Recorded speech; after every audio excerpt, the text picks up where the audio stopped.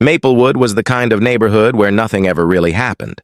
White picket fences lined neat lawns, kids played on sidewalks, and every evening, porch lights flickered on like clockwork. It was peaceful, comfortable, safe. That's why when the shrill wail of fire alarms shattered the silence just after midnight, the entire community jolted awake. Flames licked the edges of the old community clubhouse, a building that was the heart of the neighborhood's gatherings and celebrations. Thick black smoke billowed into the sky, turning stars to ash. From her window, Karen watched, her expression unreadable. She stood motionless, the soft glow of the fire casting flickering shadows across her face. Neighbors rushed outside in bathrobes and slippers, eyes wide with shock and fear. "Call the fire department!" someone shouted. The crackle of burning wood echoed as fire trucks screamed down the street. But Karen, she didn't seem worried, not the way others did. She didn't pace anxiously or scan the crowd for missing family. Instead, she remained rooted where she stood, as if she was waiting for something, or someone. David, the HOA manager, was among the first to arrive. His job was usually about paperwork, meetings, and making sure lawn decorations followed the rules. He wasn't trained for emergencies like this, but his heart pounded as he approached the scene. Something about the way the fire spread felt deliberate, too sudden, too precise. "Karen!" a neighbor called, stepping close. "Did you see what happened? Did you hear anything?" She shook her head slowly, her eyes dark and distant. "No, I was inside all evening." But a flicker of something crossed her face. Was it guilt? Fear? David wasn't sure. Still, he made a mental note to keep an eye on her. The firefighters worked quickly, but by the time the flames were out, the clubhouse was gutted. The air hung heavy with the smell of smoke and something else, something acrid and chemical. An accelerant. David's stomach tightened. Arson wasn't just a theory anymore. The next morning, the neighborhood buzzed with whispered theories. Who would want to destroy their own community's center? Who could stand to see this place burn? David sat in his office, reviewing security footage from the clubhouse cameras. One frame caught his attention, a shadowy figure near the building shortly before the fire. The person's face was obscured, but their posture was oddly familiar. He replayed the clip again. That walk, that stance. Could it be? He hoped not. Meanwhile, Karen's calm facade began to crack. At the grocery store, she avoided eye contact with neighbors, and when someone tried to strike up a conversation about the fire, she abruptly changed the subject. But the more she tried to hide, the more suspicious she appeared. David knew something wasn't right. This wasn't just an accident. Someone had planned this, and he was determined to find out who. As the sun set over Maplewood, a cold wind whispered through the empty clubhouse lot. The neighborhood's sense of safety had been scorched along with the building, and somewhere, just out of sight, the person responsible was already planning their next move. The morning after the fire, Maplewood buzzed with a restless energy. Conversations whispered through manicured yards, and eyes darted suspiciously over fences. The clubhouse, now nothing more than a smoldering skeleton, stood as a scar on the heart of the community. Everyone wanted answers. Everyone wanted justice. Karen kept to herself. At first glance, she looked like any other worried neighbor. Her. Shoulders tight, her gaze fleeting, but David wasn't fooled. Something beneath her composed exterior simmered, like a coiled spring ready to snap. It was as if she was waiting for something to happen, or perhaps waiting for someone to come knocking. David found himself running into Karen more often than usual. At the grocery store, the post office, even during his daily walk around the neighborhood. Each encounter was marked by a quick glance, a tense nod, and silence that hung thicker than the summer humidity. She avoided questions, and her answers were clipped. defensive. Rumors began to twist like smoke through the community. "I saw Karen near the clubhouse the night before the fire," one neighbor claimed, eyes wide. "She looked like she was checking the locks, or maybe lighting something." Another whispered, "I heard her arguing with the HOA board last week. Said they were destroying the neighborhood." David jotted notes, cataloging every whisper and every glance. The HOA board had already been under pressure. Complaints about fees, landscaping rules, and community events. But nothing had escalated like this. Determined to dig deeper, David requested the neighborhood security footage from the night of the fire. The official investigation was slow-moving, tangled in insurance claims and police procedures, but David knew the HOA couldn't wait. The community's trust was fraying fast, and if there was a threat, it needed to be rooted out before it spread. The footage was grainy, shadows flickering like ghosts under the streetlights. But David's eyes caught something, a figure moving.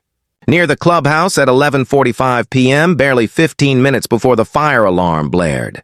The silhouette was slender, methodical. The angle obscured the face, but there was something familiar about the posture, the way the figure's shoulders hunched. David's heart sank. He knew this neighborhood like the back of his hand. Who could it be, and why? He shared the footage with a few trusted board members, careful not to raise alarm prematurely. The consensus was silent but palpable. This wasn't just a break-in or accident. Someone wanted the clubhouse gone, and they planned it with cold intent. Karen's name hovered at the edges of every conversation, but no one dared confront her directly. David decided he had to. If the truth was going to surface, it had to start somewhere. Later that afternoon, David found Karen sitting alone on a bench near the park, her eyes fixed on the horizon. He approached cautiously. "Karen," he began, "we need to talk about the fire." She didn't look at him. "There's nothing to talk about," she said softly. David's voice lowered. "I know you were near the clubhouse that night. I saw it on the footage." For a moment, her facade cracked, a flicker of panic, then resignation. "You don't understand," she whispered. "It's not what you think." "Then help me understand," David urged. "If you know something, anything, the neighborhood deserves answers." Her eyes finally met his, and in them he saw a storm brewing, anger, fear, and something darker. But before she could speak, her phone buzzed. She glanced at it, her face paling. Without a word, she stood and hurried away. David was left with 1,000 questions and a chilling certainty that the fire was just the beginning. As night fell again over Maplewood, the shadows seemed to stretch longer. Secrets whispered through the leaves, and David realized that uncovering the truth would mean peeling back layers of deception, layers some were willing to kill to protect. David sat alone in his small HOA office, the glow of his computer screen casting long shadows on the walls. The security footage replayed over and over, each loop revealing something new, a twitch of movement, a flicker of light, a shadow slipping away. He knew the figure near the clubhouse that night wasn't just a passerby. It was someone who wanted the fire to happen. As he leaned closer, his phone buzzed. A message from the fire department arrived with preliminary reports. Accelerants found. Timing of ignition precise. It was official. The fire was no accident. It was arson. David ran a hand through his hair. The weight of responsibility pressed down harder than ever. The community trusted him to keep them safe, and now someone had betrayed that trust in the worst way imaginable. He knew that to get to the bottom of this, he had to step beyond his usual role. Paperwork and meeting notes wouldn't cut it anymore. He had to become an investigator, silent, careful, relentless. The next morning, David began knocking on doors, asking neighbors if they'd seen or heard anything unusual. Most shook their heads, eyes wary. Some were too afraid to talk. A few even glared suspiciously at him, as if he were stirring up trouble. That's when he met Mrs. Alvarez, an elderly woman who lived 2 streets from the clubhouse. She recalled hearing strange noises the night of the fire, footsteps on gravel, a whispered argument, then silence. David pressed for details. "Did you recognize any voices?" She shook her head. Too dark to see faces, but one sounded like a woman. Angry. Scared. His mind raced. Karen had been near the clubhouse that night. Was she alone, or was someone else involved? David decided to dig deeper into Karen's background. He pulled HOA records, noting her history of complaints about community rules, but nothing criminal. Still, the fire was a game changer. Then, an unexpected knock at his door startled him. It was Tom, one of the board members. "We need to talk," Tom said quietly. "Some folks want to get ahead of this before it spirals out of control. There's talk about involving the police, the media." David nodded. "I'm already working on it, but we have to be careful. If we rush, we could make things worse." Tom's face was grave. "There's something else. Karen's been acting strange, calling people, meeting privately. Whatever's going on, it's bigger than a simple fire." David's instincts screamed. This was more than just a neighborhood dispute. That afternoon, David sat at his desk, reviewing documents, when a notification popped up. The HOA's security system had captured new footage from a neighbor's doorbell camera. He leaned forward and froze. There she was, Karen, walking briskly through the community at midnight, clutching a small, unidentifiable package. Her expression was tense, eyes darting nervously. But there was something else. A man trailing behind her, shadowed and silent. David's heart pounded. Who was this man? An accomplice? A threat? He knew now this fire was no impulsive act. It was a carefully orchestrated plan, and Karen was at the center. But if she wasn't alone, the true danger was still lurking in the shadows. Determined to get answers, David prepared to confront Karen again, but this time he wasn't just an HOA manager. He was a guardian of his community's safety, a role that demanded courage, vigilance, and a willingness to face the unknown. As night fell over Maplewood, the quiet streets hid more than just secrets. They hid a ticking time bomb waiting to explode. The air was thick with tension when David stood outside Karen's house that evening. The sun had dipped below the horizon, casting long shadows over Maplewood's pristine lawns. He hesitated for a moment, fingers tightening around the small recorder in his pocket. Tonight, he needed answers. Clear, undeniable answers. Karen's door opened before he could knock. She looked tired, her eyes rimmed red, but there was a hard edge to her expression that hadn't been there before. "David," she said quietly, as if expecting him. "What do you want?" "I need to talk." "About the fire," he said, stepping inside. The house smelled faintly of burnt wood and something chemical. A subtle but telling scent. Karen didn't protest as he followed her to the living room, where the overhead light flickered ominously. David started with what he knew, the footage of her near the clubhouse, the doorbell camera showing her walking through the community late at night, and the discovery of tampered fire alarms. Each fact landed carefully but firmly. Karen's jaw tightened. "You don't have proof," she said. "You're just twisting things because you want someone to blame." "But the evidence is mounting," David said, his voice steady. "Fire alarms disabled, accelerants found, your movements around the clubhouse that night. It all points to you." For a moment, Karen's eyes flickered with panic. Then, with surprising calm, she said, "You think I set the fire? That I'm some criminal?" David nodded slowly. "I need to understand why.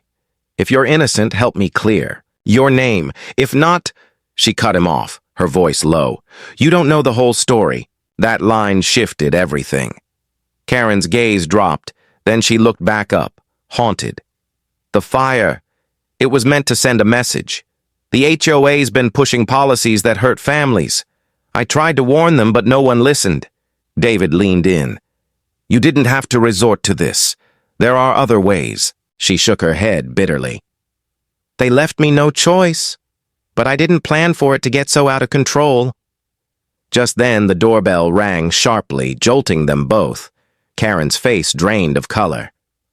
Who could that be? David stood, moving, toward the door cautiously. Peeking through the peephole, he saw a figure waiting outside, a man in a dark hoodie, face obscured. Stay here, David whispered. He opened the door just enough to ask, Can I help you? The man's voice was cold. I'm looking for Karen. David's pulse quickened. She's not available right now. The man stepped forward, a glint of something metallic catching the light. David's hand instinctively reached for his phone. Look, the man said, lowering his voice. This isn't just about Karen. You don't know who you're dealing with. Before David could react, the man turned and disappeared down the street into the gathering dusk. Karen slammed the door shut behind him, breathing hard. I told you, it's bigger than me. Someone else is involved, someone dangerous. David's mind raced. This wasn't just a case of arson by a disgruntled homeowner. It was a tangled web of secrets, threats, and lies. He realized now the stakes were higher than ever. Protecting Maplewood meant uncovering not only who started the fire, but who was pulling the strings from the shadows. As Karen sank into a chair, exhausted and scared, David made a silent vow. He wouldn't let this mystery consume their neighborhood, without a fight. Outside, the night deepened, swallowing the streets in darkness. And somewhere out there, the true architect of the chaos was watching, waiting for the next move. The tension in Karen's living room was palpable. David sat across from her, the glow of the streetlight filtering through the curtains, casting long shadows across their faces. After the unsettling visit from the stranger, everything had changed. The fire was no longer an isolated act of desperation. It was a piece in a much larger puzzle. Karen finally spoke, her voice barely above a whisper. I didn't want it to come to this, but they left me no choice. David leaned forward. Who's they, Karen? Who's behind this? She hesitated, eyes darting toward the window. The HOA board, or at least some of them. They've been pushing policies that threaten people like me. Renters being forced out, fees doubled, rules rewritten to benefit a few wealthy homeowners. David's heart sank. He knew the board had its problems, disagreements over budgets and community rules, but he hadn't expected something this deep. They don't just want to change the neighborhood, Karen continued. They want to control it. The clubhouse was a symbol, our community's heart. Destroying it sends a message, compliance or consequences. David processed the weight of her words. It wasn't just arson, it was intimidation. But why would you do it? He asked. Why risk everything? Karen's eyes flashed with anger. Because I tried talking. Emails, meetings, petitions. Nobody listened. They treated me like a troublemaker, a nuisance. I thought if I scared them enough, maybe they'd stop. David shook his head. There are better ways, Karen. This puts everyone at risk. She looked away, ashamed. I know. It got out of hand. David reached for his phone, ready to call the board. But before he could, Karen's voice stopped him. Wait, she said urgently. There's more. Someone else is involved. David's brow furrowed. Who? She hesitated again, then lowered her voice. There's a man, a shadow, who's been pushing me, encouraging me to take action. At first I thought he was just another angry homeowner, but now I'm not sure what he wants. David felt a chill. Did you tell the board about him? Karen shook her head. No, I was scared. He's dangerous. The night of the fire, he was with me. The pieces clicked. The man at her door. The threats. This wasn't just about one woman's fight with the HOA. It was a power play, someone manipulating Karen as a pawn. David's mind raced. If this man was orchestrating events from the shadows, then the true threat wasn't over. The neighborhood was in far greater danger than anyone realized. He stood abruptly. "Karen, you need to stay somewhere safe. I'm going to inform the board and the authorities. We'll get to the bottom of this." She nodded, a flicker of relief in her eyes. "Thank you, David, for believing me."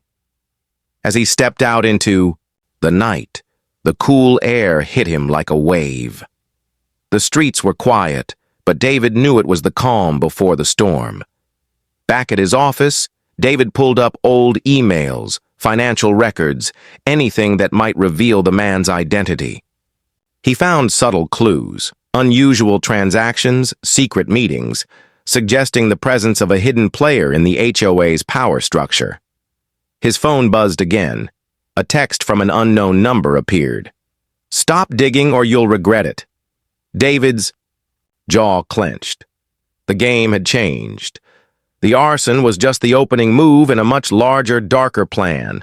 Maplewood was no longer just a neighborhood, it was a battleground, and David was standing in the middle of the fight. David sat at his desk, the ominous text still glowing on his phone screen. "Stop digging or you'll regret it." The warning wasn't just a threat, it was a promise. But David's resolve only hardened. If anyone was trying to intimidate him, they underestimated the quiet determination of a man fighting for his community. He glanced at Karen's file again. She was scared, but cooperative.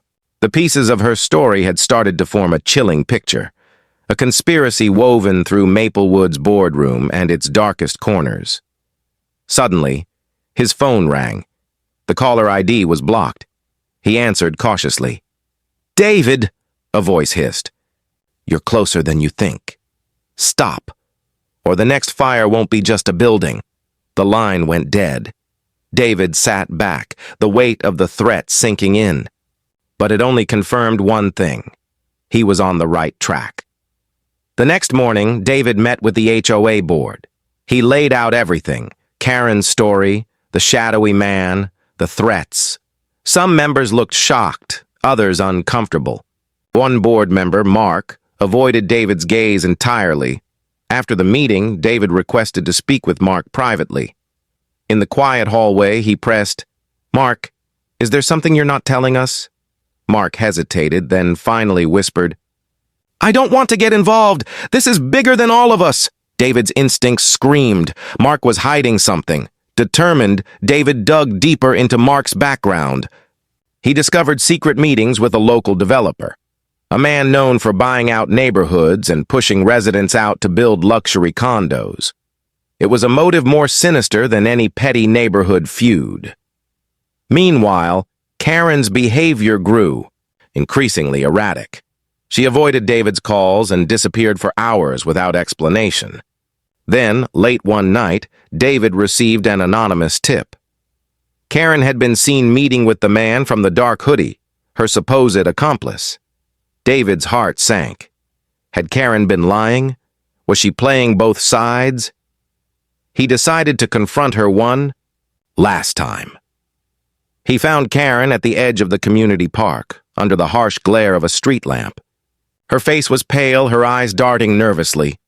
"Karen," David said softly, "we need to talk." She nodded, voice trembling. "I can't do this anymore. I'm scared, David. I thought he was helping me, but he's using me." "Who?" David pressed. "The man.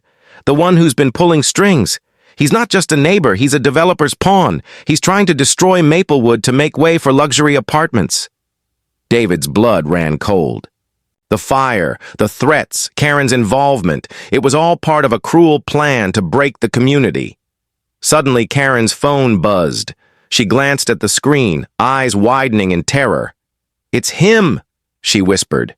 "He knows I talked to you." Before David could react, a car engine roared nearby. A black SUV sped past, windows tinted, vanishing into the night. David realized they were both in danger, more than they'd ever imagined. As the night swallowed the park, David and Karen stood together, knowing the battle for Maplewood was far from over. But this time, they weren't just fighting arsonists or disgruntled neighbors. They were facing a ruthless enemy with everything to gain, and this enemy wouldn't stop until the entire neighborhood was theirs. The days that followed were a blur of whispered meetings and sleepless nights. David and Karen became unlikely allies, united by a shared goal to expose the dark forces threatening Maplewood before it was too late. But every step they took seemed shadowed by danger. Anonymous threats escalated, vandalized property, mysterious phone calls, and once a shattered window at David's own home. It was clear their enemy was watching, waiting for a mistake. David called an emergency HOA meeting. The community needed to know the truth, and hiding the crisis any longer would only weaken their resolve. Standing before a packed room, David laid out everything: the arson, the shadowy developer, the board members in his pocket. Some neighbors gasped. Others exchanged worried glances. Karen spoke next, her voice steady but fierce. "We can't let them tear this community apart. We need to stand together." But not everyone was convinced. A faction of homeowners, led by a vocal opponent of the current board, accused David of stirring trouble and risking property values. Tensions boiled over until suddenly the power in the clubhouse flickered and then went out. In the stunned silence, a voice crackled through the emergency generator's speakers. "Maplewood belongs to us now. Back off or face the consequences." Panic rippled through the crowd. The message was chillingly clear. The threat was real and closer than anyone had imagined. David's mind raced. Whoever was behind this wasn't just trying to intimidate. They were orchestrating a full-scale takeover. That night, David and Karen pored over documents and plans they'd uncovered: secret land deals, forged signatures, threats buried in legal jargon. It was worse than they feared. The developer planned to demolish the neighborhood within months. But hope came from an unexpected place. Mark, the hesitant board member, approached David privately. "I want to help," he said. "I've been part of it. At least, I thought I was. But I can get you proof." With Mark's help, David obtained access to encrypted emails and hidden recordings exposing the developer's scheme and the corrupt board members involved. They now had the evidence, but getting it into the right hands was another battle. The verge of handing everything over to the authorities, David received another text. "You think you're safe? Think again." That night, as he left his office, David felt eyes on him. A figure stepped from the shadows. Same black hoodie, same cold menace. David's heart pounded as the man spoke softly. "You've made powerful enemies. Walk away." David stood firm. "Not until Maplewood is safe." Suddenly, the man lunged, attempting to snatch the evidence from David's hands. But David was ready. He dodged, and in the scuffle, the man's hood fell back, revealing a face David never expected: Tom, the board member who warned him to be careful. Shock paralyzed David for a split second before he recovered, pinning Tom against the wall. "Why?" David demanded. Tom's eyes flickered with regret. "It wasn't supposed to go this far. We were desperate to save our own homes, but he—" Tom gestured toward the darkness. "He took it too far." David realized the true enemy wasn't just the developer, but the greed and fear that had poisoned the community from within. With Tom's confession, the pieces fell into place, but the danger was far from over. As dawn broke, David knew the fight for Maplewood had only just begun. The early morning light spilled over Maplewood's quiet streets, but for David, sleep was a distant memory. The confrontation with Tom had cracked open a dangerous truth, one that could either save their neighborhood or tear it apart forever. Tom sat in David's office, hands shaking as he recounted everything: the secret meetings, the developers, coercion, the threats, and the plan to force residents out to make way for luxury condos. He'd been complicit, but guilt had finally won. David listened, heart heavy. The community's safety depended on swift action now. Together, they crafted a plan to present the evidence to the authorities and the remaining board members not involved in the scheme. But there was one last piece missing: the identity of the man orchestrating the entire operation behind the scenes. David's investigation had revealed clues pointing to a shadowy figure who had manipulated both Tom and Karen. They needed to uncover who was pulling the strings. That afternoon, David and Karen met with Mark, who had been quietly gathering intel. "There's a pattern," Mark explained, showing them documents and financial transfers. "The money all leads to one person, Gregory Cole." Gregory Cole, the name rang a bell, a powerful developer known for aggressive takeovers and ruthless tactics. The man David suspected was the mastermind. As they dug deeper, they uncovered a plan even more audacious than they imagined. Cole intended not only to demolish Maplewood, but also to silence anyone who stood in his way. David felt the weight of the fight ahead, but knew the community needed him. He called an emergency town hall, inviting residents, board members, and law enforcement. Standing before the crowd, David laid bare the conspiracy, the arson, the corruption, the threats, and the evidence linking Gregory Cole to the scheme. Gasps filled the room, but so did a determined resolve. Karen spoke once more, her voice steady. "We can't let fear win. This is our home, and together we'll protect it." As officials took the evidence, promising investigations and protection, a wave of hope rippled through the crowd. But as the meeting ended and neighbors began to disperse, David's phone buzzed. A text from an unknown number appeared. "You've won this round, but Gregory Cole never loses." David stared at the screen, a chill running down his spine. Then, from behind him, a calm voice said, "Looks like the fight isn't over." David turned to see Karen standing there, her eyes sharper than ever. "But now," she said with a small smile, "we're ready." Months later, Maplewood began to heal. The clubhouse was rebuilt, community trust slowly restored, and the corrupt board members replaced.